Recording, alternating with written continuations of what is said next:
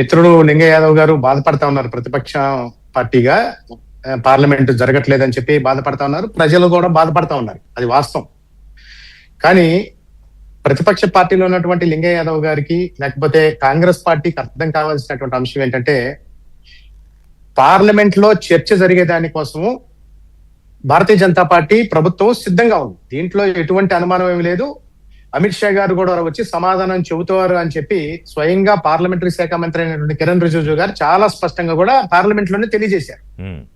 Parliament జరగనివ్వండి, ఖచ్చితంగా అమిత్ షా గారు వచ్చి చెప్తారు అని చెప్పి అన్నారు. ప్రతిపక్షాలకి ప్రశ్నలు అడిగేటటువంటి హక్కు ఉంది, దీనిలో ఎటువంటి డినై చేసేటువంటి అవకాశం ప్రభుత్వానికి లేదు, అట్లా పారిపోయేటటువంటి పరిస్థితి కూడా లేదు. కానీ ఏదైతే హోంమంత్రి గారు చెప్పేదానికి సిద్ధంగా ఉన్నప్పుడు ప్రతిపక్షాలు పారిపోకూడదు అనే ఉద్దేశంతో పదే పదే చెబుతున్నటువంటి మాట ఏమిటంటే, మీరు అయ్యా చర్చ జరగనివ్వండి, జరగనివ్వకపోతే కనుక ఎట్లా వచ్చి చెప్తారు, ఆయన వచ్చి చెప్పాలి అంటే చర్చ జరగాలి. ఇప్పుడు బిఎస్సి జరుగుతుందండి, పార్లమెంట్ సెషన్ స్టార్ట్ అవడానికి ముందు ఒక బిఎస్సి జరుగుతుంది. దానిలో కొంత ఎజెండా డిసైడ్ చేస్తారు, ప్రతిపక్ష పార్టీ నాయకులు కూడా ఉంటారు దాంట్లో. ఆ బిఎస్సి ఎజెండా ప్రకారంగా ఏ బిల్స్ పాస్ కావాలి, దేని యొక్క ఇంపార్టెన్స్ ఏంటనే దాని మీద అందరూ చర్చించిన తర్వాత ఫైనలైజ్ చేస్తారు. ఆ సీక్వెన్స్ లో అది వస్తుంది ఖచ్చితంగా, రాకుండా ఉండేటువంటి ప్రశ్న లేదు. స్వయంగా పార్లమెంటరీ శాఖ మంత్రి గారు ప్రకటించినటువంటి పరిస్థితి. కానీ కేవలం ప్రశ్న అడగటం మాత్రమే మా బాధ్యత, వినవలసినటువంటిది మా బాధ్యత కాదు అని ఆ అకౌంటబిలిటీ లేకపోతే అడిగేటటువంటి ప్రశ్నకి అసలు అర్థమే ఉంది. ప్రతిరోజు కూడా ఒక నిమిషానికి ఖర్చు అవుతుంది, అక్కడ సుమారుగా 2.5 లక్షల రూపాయలు ఖర్చు అవుతుంది. ప్రతిరోజు కూడా 9 కోట్ల రూపాయలు ఖర్చు అవుతుంది పార్లమెంట్ లో. చర్చ జరగకుండా మీరు అడ్డుకోవటం వల్ల ఎవరు డబ్బుని మీరు ఆగమనం చేస్తా ఉన్నారు? ఎవరు డబ్బులు, ఎంత ట్యాక్స్ పేయర్స్ పే చేసినటువంటి డబ్బుని మనం ఎందుకు ఏ రకంగా ఆగమనం చేస్తా ఉన్నాము? మనం మాట్లాడేటప్పుడు ఇంతకుముందు మిత్రులు కూడా చెబుతా ఉన్నారు, లింగ యాదవ్ గారు గతంలో కాంగ్రెస్ పార్టీ చాలా అద్భుతంగా అవకాశం ఇచ్చింది ప్రతిపక్ష పార్టీలకి అని చెప్తున్నారు. ఎవరికోవద్దండి, వారు ఎత్తినటువంటి బిల్లు గురించి మాట్లాడదాం. తెలంగాణ డివిజన్ జరుగుతా ఉన్నప్పుడు, రీఆర్గనైజేషన్ జరుగుతా ఉన్నప్పుడు ఏ రకమైనటువంటి పరిస్థితి అండి? మొత్తం అర్ధరాత్రి పూట తలుపులన్నీ బంద్ చేసింది కాక మొత్తం క్లోజ్ చేసేసి ఆ రోజున బిల్లులు ఏ రకంగా ప్రవేశపెట్టారో మనం చాలా స్పష్టంగా కూడా చూసాం. బీజేపీ చాలా స్పష్టంగా చెబుతా ఉంది, జన్జీ ఉద్యమం కావచ్చు, లేకపోతే ఏ అంశాల మీద సరే చర్చించడానికి భారత పార్లమెంట్ సిద్ధంగా ఉంది. దీనిలో ఎటువంటి అనుమానం లేదు. ఈ ప్రశ్నించేటటువంటి వ్యక్తులు రాహుల్ గాంధీ గారు మొట్టమొదటిగా దీన్ని ప్రశ్నించారు, అయిపోయింది. దీనికి సంబంధించినటువంటి ధర్మేంద్ర ప్రధాన్ గారు రిజిగ్నేషన్ చేయడం కూడా అయిపోయింది. దానికి బేషరతుగా కేంద్ర ప్రభుత్వం దానికి సమాధానం చెప్పింది, దానికి కావాల్సినటువంటి చర్యలన్నీ తీసుకుంది. వీరు అడగటానికంటే ముందే దాని చర్యలన్నీ వచ్చినాయి ఎత్తారు, సంతోషం. దానికి డినై చేయట్లేదండి. కానీ మేము అడిగేటటువంటి మాట ఏమిటంటే, జార్ఖండ్ లో జరిగినటువంటి అంశం జరిగింది కదా, పార్లమెంట్ స్టార్ట్ అయింది, జార్ఖండ్ లో అంశం జరిగింది.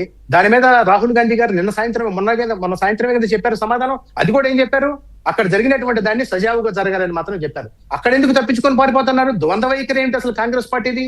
అక్కడ ఉన్నటువంటి దానిలో జార్ఖండ్ లో వాళ్ళు ఉన్నటువంటి ప్రభుత్వంలో వారు మాట్లాడేటువంటి మాట ఒకటి, ఇక్కడ జరిగేటటువంటి ఒకటి. ప్రియాంక గాంధీ గారు నేను సాయంత్రం మీడియా ప్రతినిధులు అడుగుతా ఉంటే ఏం చెప్పారండి, జరిగింది అయితే నాకేంటి సంబంధం అని అడుగుతా ఉన్నారు. ప్రతిపక్ష పార్టీ నాయకురాలుగా ప్రియాంక గాంధీ ఆ పార్టీకి ప్రధాన కార్యదర్శిగా ఉన్నారు, జాతీయ ప్రధాన కార్యదర్శి. పార్లమెంట్ లో వారు ఉన్నారు మెంబర్ గా.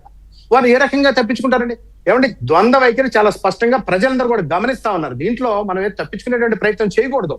దానికి ఏదైనా సరే, ఏ ప్రశ్నకైనా సరే ఖచ్చితంగా ప్రతిపక్షాలు అడిగి తీరాల్సిందే, కఠినమైన ప్రశ్నలు కూడా అడగాల్సిందే. దానికి బాధ్యతగా చెప్పవలసినటువంటి బాధ్యత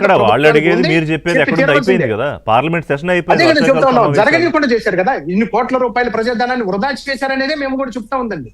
అసలు చేసేటటువంటి అవకాశమే ఉండకూడదు. ఉద్యమాలు జరుగుతా ఉన్నాయి, దీని ద్వారా ఒక మెసేజ్ వచ్చింది. ఇవాళ సామాన్య ప్రజలు, విద్యార్థులు, విపక్షాలని కన్విన్స్ చేసే బాధ్యత ఇందాక మన వారు అన్నట్టు, పుల్లారావు గారు అన్నట్టు, ఆ మేనేజ్ చేసే బాధ్యత ప్రభుత్వానికి ఉంది కదా, అది చేయలేకపోయారంటే ఒప్పుకుంటారా? రిషి గారు, ఒక విషయం అండి, దీనిలో ఇంతకు ముందు జరిగినటువంటి చర్చల్లో ఏదైతే బిఎస్సిలో ఒప్పందం చేసుకున్నారో దాని ప్రకారంగా ముందుకు పోవాలనే ఉద్దేశంతో కాంగ్రెస్ పార్టీ మొదలు పెట్టేటప్పుడు ఒకటి మొదలు పెడుతుంది. ఇవాళ చెప్పింది ఏంటంటే, అమిత్ షా గారు వచ్చి సమాధానం చెప్పాలి విద్యార్థుల విషయం మీద అని చెప్పారు. దాని తర్వాత డీవియేట్ చేసి ఏమంటున్నారంటే అయోధ్య దానికి సంబంధించి చెప్పాలంటే ఏంటంటే, అసలు మీ గోల్ పోస్ట్ ఎందుకు మారుస్తూ ఉంటారు ప్రతిసారి కూడా? ఒకసారి ఏమైనా ఈ అంశం చెప్తారు. అక్కడ ప్రధానమంత్రి గారి ఇంటి దగ్గర రాహుల్ గాంధీ గారు వెళ్ళినప్పుడు, వాళ్ళ టీం తోటి వెళ్ళినప్పుడు ఆయన చెప్పినటువంటి మాట ఏంటంటే, ఆ రోజు ధర్మేంద్ర ప్రధాన్ గారు రాజీనామా చేయాలి అన్నారు. నడ్డా గారు స్వయంగా అక్కడికి వెళ్లి వారితో మాట్లాడటం జరిగింది. జితేంద్ర సింగ్ గారు వీళ్ళు మాట్లాడటం జరిగింది.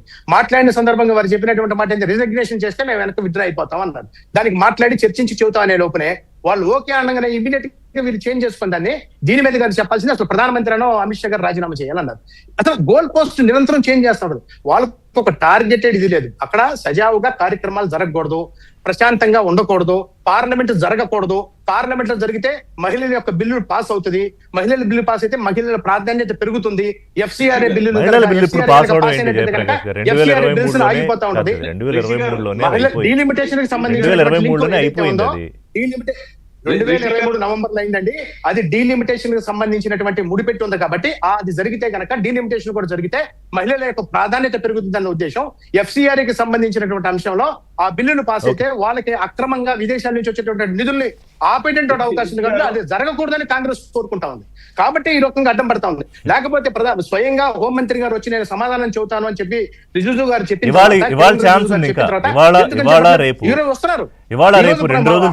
వస్తున్నారు. మేము చెబుతా ఉన్నాం, ఇప్పుడు కూడా ఛాలెంజ్ చేస్తా ఉన్నాం, పారిపోకుండా కూర్చోండి, పారిపోకుండా పార్లమెంట్ లో కూర్చోవాలి అని చెప్పి మేము డిమాండ్ చేస్తా ఉన్నాం. చెప్పండి. మిత్రుడు బీజేపీ నాయకుడు మాట్లాడుతూ బహుశా అంటే ఎట్లా పార్లమెంట్ లో ఎట్లా బుల్డోజ్ చేస్తారు